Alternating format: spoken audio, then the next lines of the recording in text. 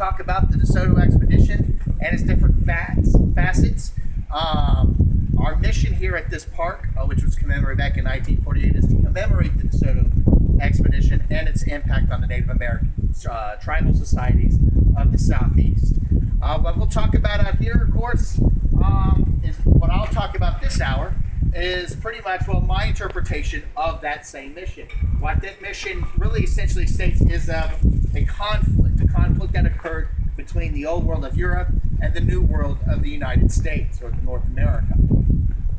Both of those cultures that we talk about in this are very alien to us today. Even most of us being from either North American or European descent, both the Europe of 500 years ago and the Native America of 500 years ago are very different from our cultural identities and thoughts.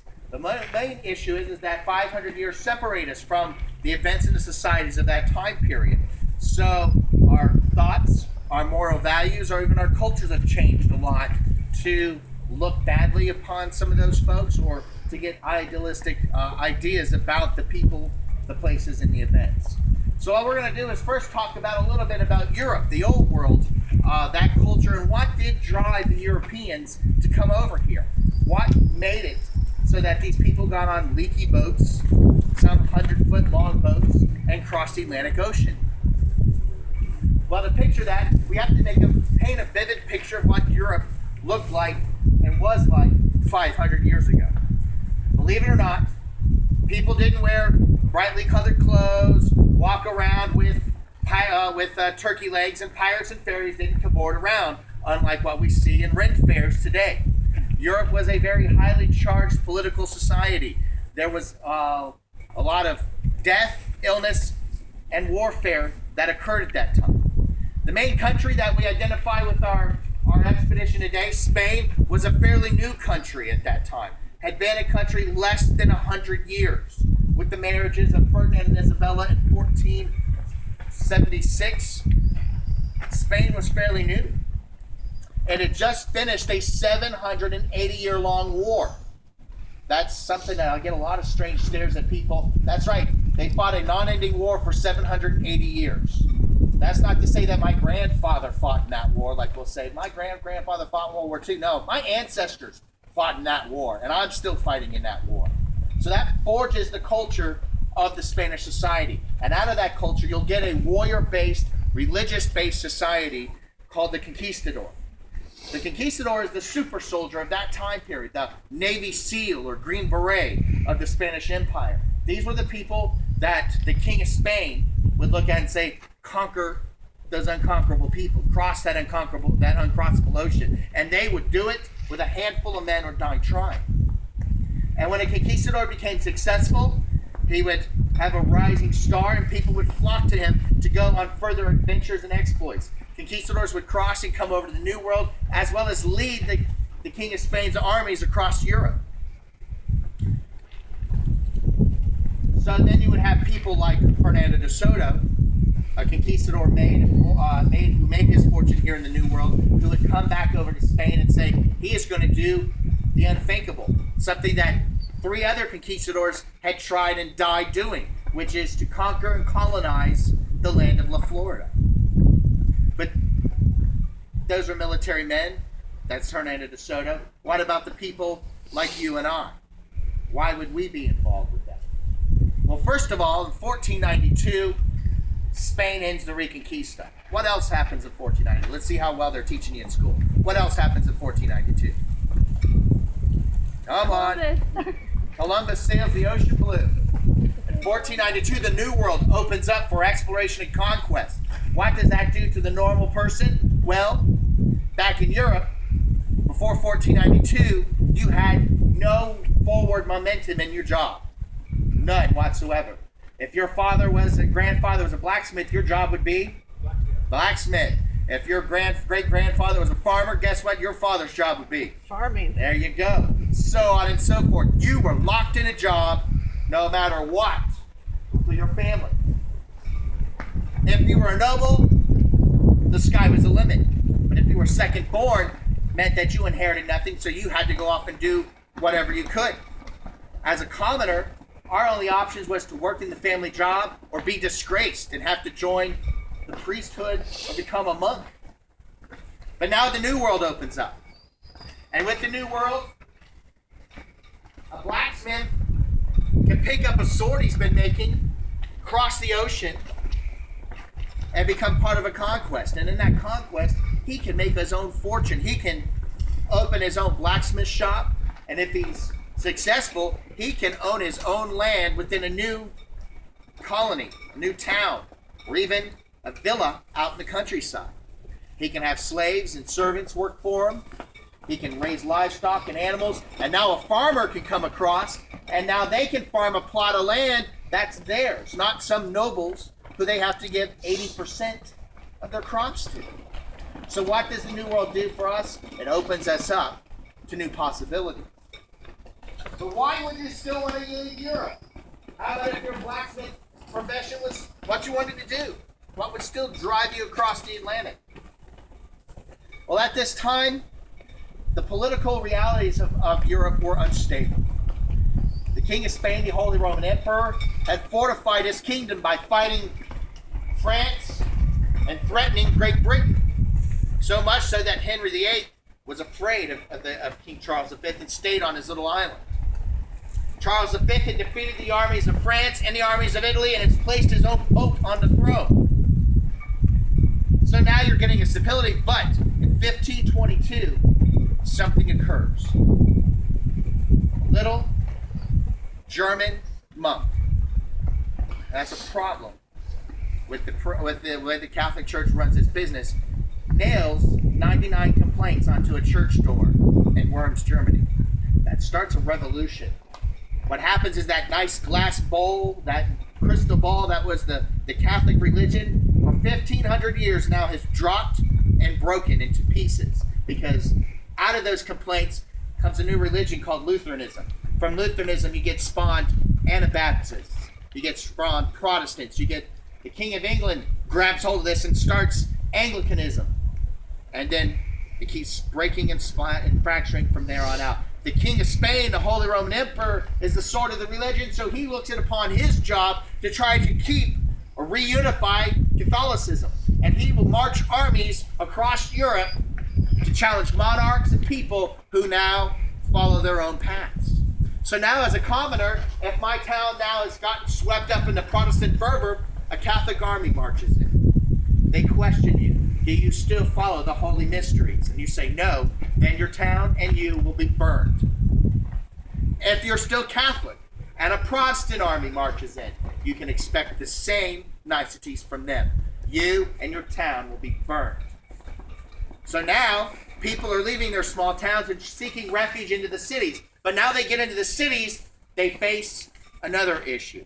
Cities are magnets for illness. Especially port cities where you get ships coming from all over the world. They're bringing in rats, and with those rats come fleas, and with those fleas spread the plague. The plague, the old bubonic plague that has terrorized Europe for centuries, now has turned into something called pneumonic plague, which is airborne and has about a 98% mortality rate, meaning that if you catch it, you're dead. No ifs, ands, or buts. And that's just one of the illnesses. Plague has wiped out 20% of the population of Europe so far. Now, there are new illnesses coming up. One's called the sweating disease. You wake up one day, you sweat for 2 days, and then you die. 85% mortality rate. No ifs, ands, or explanations. Then you also got the French pox if you're a soldier, meaning that warts and boils will break out in places you don't even want to describe. And as fast as these illnesses come out, burn out the population, they also disappear. So you never know what stranger wandering into your town will bring. So now you're superstitious. Anybody who comes into your town can be a spreader of illness. Most people, by show of hands, how many want to stay? That's what I thought. That's why they get on these little leaky boats and travel across the Atlantic Ocean to here. And when they get here, they're not finding an empty land. Estimate population of the American Southeast puts about 20 million people in the southeastern United States alone. At least 1 to 2 million people living in the state of Florida at that time. And you get this sense of how populated the landscape was by Native Americans by reading Desoto's accounts, the chronicles, because Desoto himself could travel more than a day than without running into 1 to 2 to possibly 3 Native American villages. This land was densely populated. The natives changed their environment. They didn't live at one with nature. They changed nature to their means. The Calusa to the south of us would actually dig canals across islands, so they didn't have to canoe or row their dugouts around the island. They could go straight through. The natives in this part of Florida would construct mounds of earth and shell upwards of the height of 40 to 80 feet tall. Some of these mounds, like the ones that used to exist here, would be 40 feet in height and hundreds of yards down the shoreline here. People would live on top of these mounds, worship on top of these mounds, and in some of the mounds, they would bury their dead. And thousands of these mounds still exist and dot the landscape of the American Southeast. Up north of us, in places like Ohio, the Native Americans were building mounds in the shapes of great snakes, bears, and other animals. In places like Cahokia in Illinois, they built a mound 150 feet high, and it was in the shape of a step pyramid, very similar to what you would find in Central and South America. This cultural complex, called the Mississippians, would stretch from the Ohio River Valley all the way down the Mississippi River to the Gulf of Mexico, and their influence would spread across the Midwest and the southeastern United States. These people would war and trade with each other. Warfare would break out amongst the Native Americans due to differences in language, religion, and culture. Sometimes villages less than 20 miles from me would speak a different language. But they would all trade with each other as well. That's why here in Florida we find copper from the Great Lakes of Michigan. Out west at the rim of the Grand Canyon, they find seashells from Mississippi and parrot feathers from the Yucatan. There was a vast trade network that sprang up that guaranteed that nobody was left in the dark. And by the time the Europeans landed here in the 1500s, the Native Americans along the Gulf Coast of the United States already knew of the conquest of the Caribbean. And they knew to avoid those bearded white people in large canoes as much as possible. This conflict of culture would come out and reflect in the ways that they would fight, which we're going to talk about now. We'll highlight 2 of the main weapons of the conquest. First, we will start with the Native American.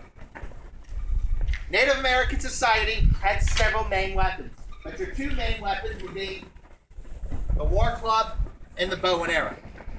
War clubs would be made out of many different materials: wood, stone, and one version we have here even used shark's teeth to make it a ripping and rending weapon, very similar to that of a European sword. The natives would fire harden their wood, meaning that they would put their wood underneath a slow burning fire, bury it, and build the fire on top of it would leach out all the moisture, which would make the wood hard and devoid of moisture so it wouldn't rot or become weak. The purpose of Native American combat is to wound and take down an opponent, not always to kill your opponent. To kill your opponent would start up a blood debt between 2 tribes or clans. A blood debt would have to be taken or repaid with a year or several months. But the purpose is to take down your opponent and take a piece of your opponent with you, either it be their ears, their nose, or their scalps. A piece of your opponent meant that you had power or dominion over that person. But the main Native American weapon will be the bow and arrow. The bow and arrow would become a central portion of their lives. Starting about the age of 8 years old, a Native American youth will learn how to use this weapon. They will hunt with it, fish with it, and fight with it. They'll play games called chunky, which involves rolling a stone on the ground and shooting the stone before it stops. This will increase their accuracy, so much so that a Native American warrior can shoot 15 arrows in 30 seconds. A Native American warrior can hide individually out in that thick jungle, be able to zero in on their opponents, and fire arrows and disappear. The Spanish would complain, it's like being attacked by ghosts. All they would see would be arrows flying at them from nowhere. If they did catch sight of a Native American, he could then move and fire, run and shoot and disappear. Never could the European gain a beat on them. This would be a problem with the main European weapon, the apex weapon of Europe. The apex weapon of Europe is going to be the gun. Many today would say that this is the weapon that would change everything, but here in North America, this weapon was not what it cracked out to be. Of course, gunpowder was seeing its day in Europe. All the main European armies all the main kings and monarchs were now outfitting their armies with small arm weapons like the arquebus. Gunpowder would first be introduced in Europe in the 1200s. By the 1400s, the Germans would have made this weapon, the arquebus. What they did is they improved upon a Middle Eastern design called a gong. The gong was basically a gun tube on a stick. You'd shove the gun tube full of black powder and then add stones, pieces of metal, possibly pieces of wood. Then you would touch a burning match or a burning piece of paper to this hole and it would fire the gun. The problem is that the recoil of this weapon would go right to the stick, breaking the stick or causing the barrel to crack. And if there was a flare-up or a premature explosion, while you're touching your finger there, you could lose finger. So the Germans and the Spanish would come up with a complete firing system. They take the barrel of the gun, lengthen it, take the stock of the gun, lengthen it so it's underneath the barrel so you now absorb the recoil. And now they would add the lock. And the lock was basically a mechanical device that would lower the match down in there and cause the explosion without any risk of your fingers. So now you would have lock, stock, and barrel. You have your whole weapon. This weapon is excellent in Europe where my enemy lines up shoulder to shoulder, marches straight at me. But now here in North America, my enemy, no matter how well I ask him, is not going to line up and march at me. They're going to hide in those woods. They're going to run him down. I might not get my shot off, and there comes the other problem. How many shots can I get off in 30 seconds? Native American can get how many? See if you're listening.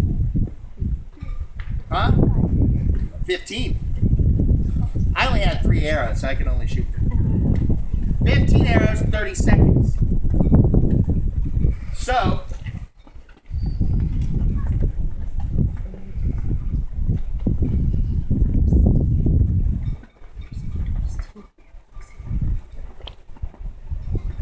light my match here. What we're going to do now is I'm going to need your help. When I say go, I need you all to start counting.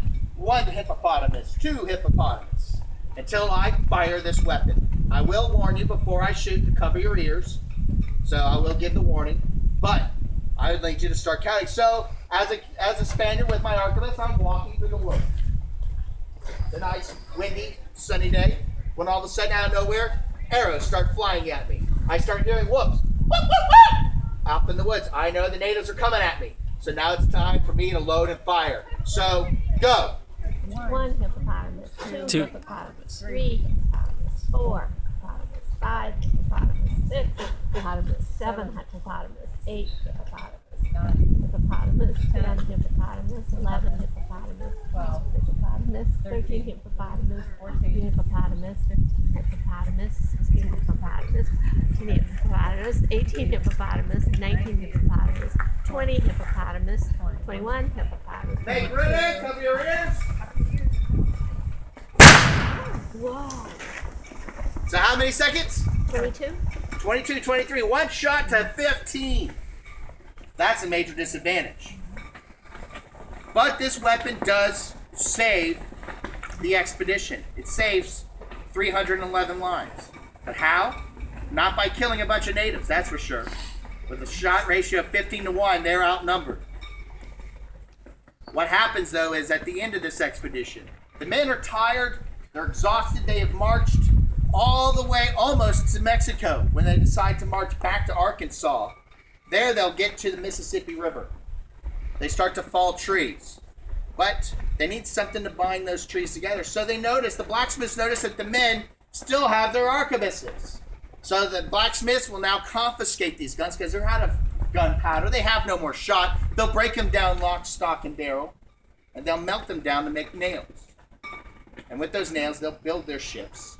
And 311 people will survive this expedition by sailing out the Mississippi River and escaping the cursed land of Florida. We thank you very much for attending our program. I have one last